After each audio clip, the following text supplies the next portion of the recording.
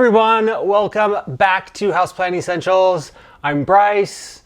Thank you so much for watching my video today. It's so nice to have you all with me. In today's video, well, hey, I am so excited because first of all, I am filming on location in, well, Southwest Portland. I'm filming at my friend's house, and he's been so gracious to let me do that. So yay for that. It's a lot easier. There's way more space than what I'm usually used to. So yeah, but today I thought we'd start out by doing something a little bit different. Starting a series, if you will, of videos that will basically spotlight a particular plant or maybe like a couple species of a certain genus. Let's just like start with today, I guess. Yeah, start in the present moment.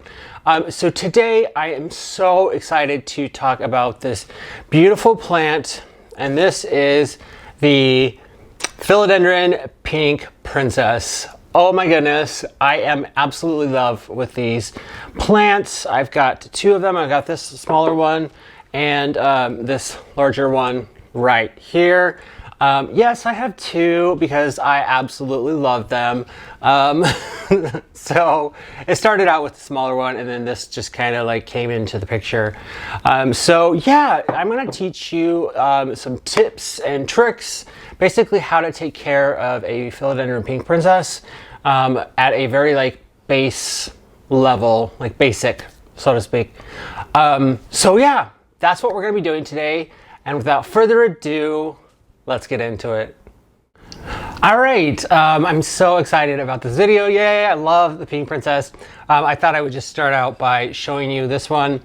Get a close look here. It's got some variegation throughout the different leaves. It's very beautiful. I love how it's blocked out like that. So yeah, this is the one that has like more variegation, but this one, like the structure of the plant, I just like more. So like they're both amazing, so whatever. Yeah, so basically I was doing a little research, and it said that pink princesses were native to Colombia.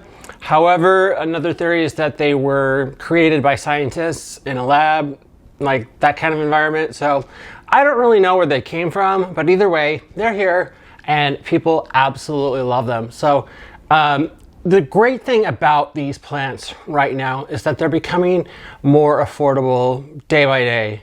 What used to be like out of reach for a lot of people is now within reach. So check out your local plant shops. Look online, look at Etsy, and see what you can find. If you're looking for one of these, you might find a really good deal.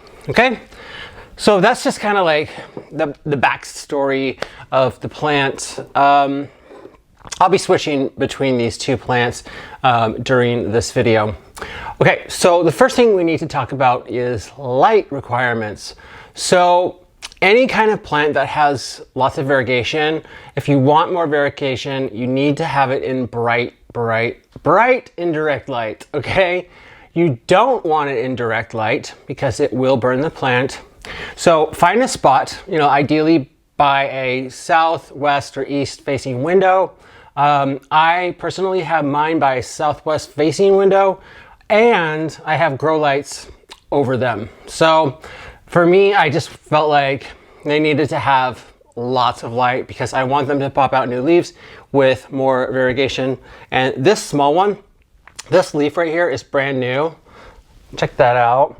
That's brand new. It's got some nice pink on the side, and then it's got another growth point right here.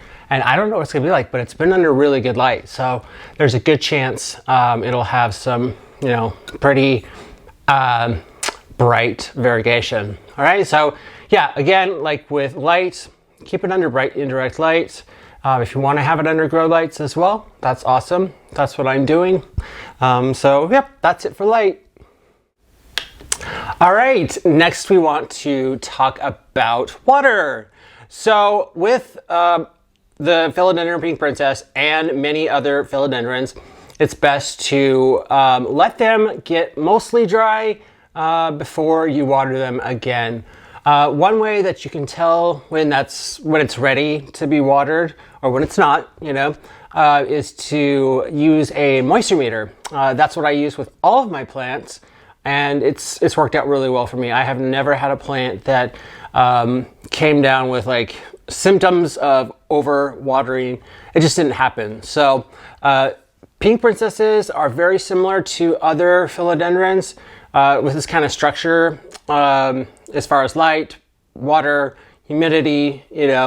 It's just because these are beautiful and pink and expensive doesn't mean that their care requirements are like crazy ridiculous or anything like that. Okay, so again with water, I bottom water my plants, all of them, and I wait until they're mostly dry. So when my moisture meter hits 3 on the dial, that's when I water my plants. All right, that has worked out very well. All right, let's talk about humidity. Humidity is so important to the life and health of a plant. Most plants need about medium humidity, 50% or more. And I say or more because the more you have, the better they are. So I actually keep my philodendrons and most of my other plants in very high humidity. I'm talking like 70 to 90%, depending on how high I want to have it that day. And I just feel like they really need that. But again, I think that if you kept your pink princess at about 50%, you'd be doing really well. Okay. All right, let's talk fertilizer for these guys. So I think it's important to use a fertilizer with a balanced NPK ratio of 5-5-5 or 10-10-10. You can use that. Now, I actually use liquid dirt with my like nicer, more rare kind of plants. And I'm probably gonna transition my even more like common plants to liquid dirt. I just find it really good. It has, I think like 18 nutrients in it that are really, really good for the plant. Harley G actually talks a lot about it in her videos, and that's where I got the idea. And I do trust her because her plants look amazing. So anyway, yeah, so you can get a traditional fertilizer with an NPK ratio of 5-5-5 or 10-10-10, or you could use other non-traditional fertilizers like liquid dirt. You can find liquid dirt on Amazon for a very good deal. Okay, that's it for the fertilizer. Okay, next we need to talk about soil. Soil is like the foundation of all good care that you give your plants. So it's important to use something that's just really good quality. So with a Philodendron Pink Princess, you want to use a well-draining soil mixture. I like to use a mixture of potting soil mix, perlite, orchid bark mix, and the mix, not just orchid bark, but orchid bark mix. And because, yeah, I know people that have made that mistake and they regret it, but, and then worm castings. I was like, what else? So yeah, potting soil mix, perlite, orchid bark mix, and worm castings. The worm castings provide a lot of good nutrients for the plant. I have been using Fox Farms soil. I just wanted to kind of get away from Miracle Grow. I feel that if I'm going to buy a little more rare and uncommon plants, I want to make sure that they get the best soil that I can possibly give them, if that makes sense, right? So nothing against Miracle Grow. I might continue using it with my more common plants that I'm not too worried about if they die. So anyway, yeah, that is it for soil. All right, the last thing I want to talk about is propagating your Pink Princess. So this is not something that I've actually done yet because I feel like my plants are too in their infancy, if you will. So I do watch a lot of YouTube videos out there about all my plants so I can get really good information directly from people who have done it themselves. So, you know, thank you for checking out my channel, and definitely like check out other channels as well, because hey, this is all about caring for our plants and we want to do that the best way we can.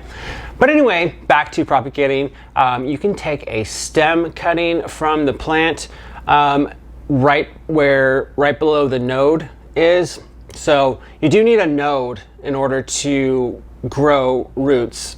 So you can take a stem cutting like that, stick the node in water, and you'll have roots. So that's very basic in the way that I'm describing it, but that is definitely how you do it. Who knows, like here during the growing season, maybe in summertime, I'll have like some great, like nice nodes on my plants to do some proper propagation. All right. All right, those were all the care tips that I wanted to share with you. I wanted to keep it basic and easy to follow. If you have any questions or anything, please leave comments down below and I will definitely get back to you. It would be my pleasure. So anyway, though, that's going to be it for today's video. If you liked it, and I hope you did, give it a big thumbs up down below. If you haven't already subscribed to my channel, hit that subscribe button, and then you'll get to be part of this gorgeous house plant loving family, and you'll get notified of new content when it's available. All right, thank you so much for watching, and everyone, take care.